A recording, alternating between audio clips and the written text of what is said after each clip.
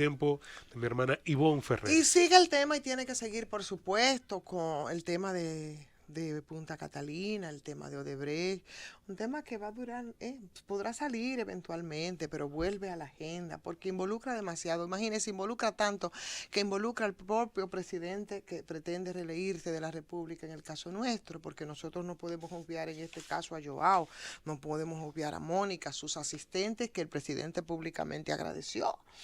¿No? Y que está precisamente preso por el mismo expediente Odebrecht, que ahora resulta que lo único que querían vendernos, que no salpica, era Punta Catalina, y está hasta lo último metido. Y todo comenzó, por supuesto, con ese proceso de licitación que contaba yo, empezó a escribirse aquí en este mismo portal de esta Z101 por una servidora, desde antes de la explosión de, del caso Brasil, como parte de un proceso cuestionable que fue la licitación, donde hubo de todo. Que ayer circulaba incluso un resumen interesante a través de las redes de cómo había funcionado en el caso de la CDE todo ese esquema de soborno para la entrega de Punta Catalina y cómo el propio vicepresidente ejecutivo de la CDE, Rubén Jiménez Bichara, había contratado al señor Andy para que preparar, preparar todo el proceso de licitación, los equipos, el técnico, el financiero, como ocurre con todo una licitación, y que pocos mencionaban el nombre de Andy como parte de la comisión económica. Más se mencionaba a Isidoro Santana porque había dejado sin firma, igual que el ingeniero Flores, el señor Flores, también economista, eh, haciendo unos cuestionamientos muy similares a los de Finjus, al presidente de Finjus, cuando fue entonces también nombrado en la comisión que Danilo nombró para hacerse un traje a la medida. Y él empezó diciendo que ahí habían cosas que no estaban bien y después simplemente ya no se habló más del asunto, porque aquí como en Botica ha habido de todo, del equipo financiero, de quienes lo encabezaban, y aunque se entruyen muchos, estaba el señor Magindía, que no tiene nada que ver con sus labores ahora en la DGI, para que no se confundan las cosas, del equipo técnico, de cómo estaba compuesto, que era con Stanley Consulting, que ustedes lo saben, porque se trata de que eso es un consorcio en el que no solo es Odebrecht, también es el grupo Estrella y es Tecnimón, que es el que tiene que ver con la parte técnica, y Stanley Consulting, que muchos defendían hasta más no poder. El caso de incluso técnicos, ex administradores de la CDE, como el caso de César Sánchez, tecnócratas como Ramón Alburquerque, como asesores, todo eso ha estado ahí en ese entramado. Así ese trabajo de las oficinas legales, que fue para certificar y darle autoridad legal a eso que finalmente da viso como el fraude mayor que ha tenido que sortearse, y que quedará con esas plantas detrimento de los otros competidores, especialmente de la empresa chino Hezbollah Group, con INPE, que es el consorcio de aquí y que todavía está en los tribunales y que fueron quienes llevaron la voz cantante en estas denuncias y que se comprometió a hacer un trabajo a la mitad del costo que hizo Odebrecht, ¿ok? A la mitad del costo que hizo Odebrecht y tomando en cuenta, por supuesto, el tope, que era de 1.500 millones, el tope máximo que se podría presentar según los términos de referencia, ¿verdad? Para la Punta Catalina.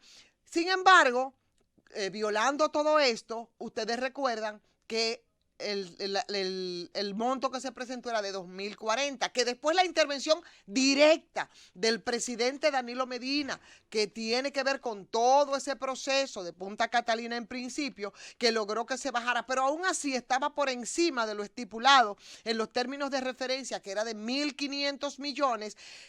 Lo que no pasó con las empresas que fueron descalificadas, y entonces por eso es que el genio, jefe de la Comisión Económica, se inventa una empresa virtual. Stanley Consulting era quien tenía que, en este caso, comunicar al cliente, en ese caso de Brecht, ¿verdad? Que el asunto, no legitimar la cuestión. ¿Qué hizo Stanley Consulting?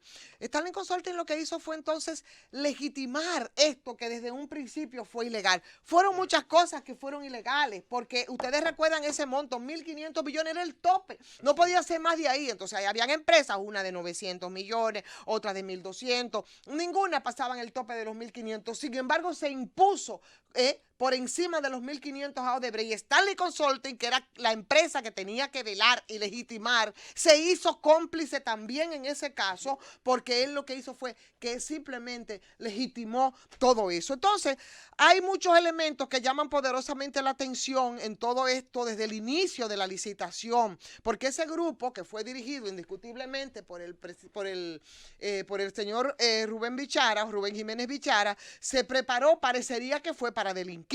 Se hicieron cosas que no son comunes en las licitaciones de ese tipo. Lo primero fue que se suspendió la licitación que ya había sido iniciada en su fase de culminación por parte de Celso Marrancini para la compra de energía. Ustedes recuerdan esa parte que muchos no la manejan. Ahí se sustituyó esa licitación para comprar la planta y no la energía.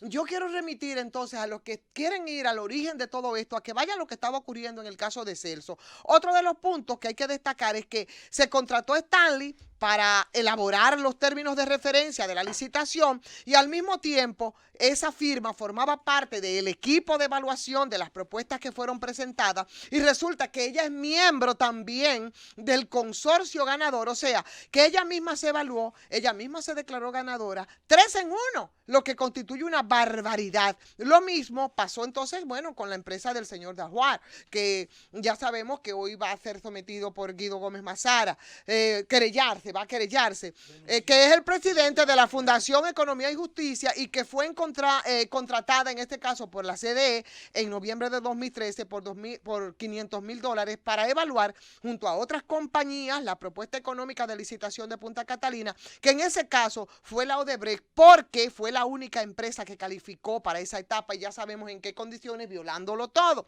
Entonces, 4 pagos a Baker Street Financial, que tienen el nombre clave de García Careca, fue uno de los mencionados ahora, uno asociado al apodo de Comicao. En fin, el informe de Alicia dice muchas cosas y también te pones a pensar sobre otras. Términos de referencia que se establecían, el requisito de la financiación como indispensable para no ser descalificado. Entonces, como se entiende que una empresa en noviembre presentó un esquema de financiamiento, tenga que contratar en enero a Andy para reestructurar eso. Las preguntas siguen siendo y van a ser muchas más y estarán ahí sobre la mesa. Y yo quiero que ustedes sepan una cosa, que no solamente apareciendo los actores intelectuales del caso de David Ortiz, el tema se va a sacar.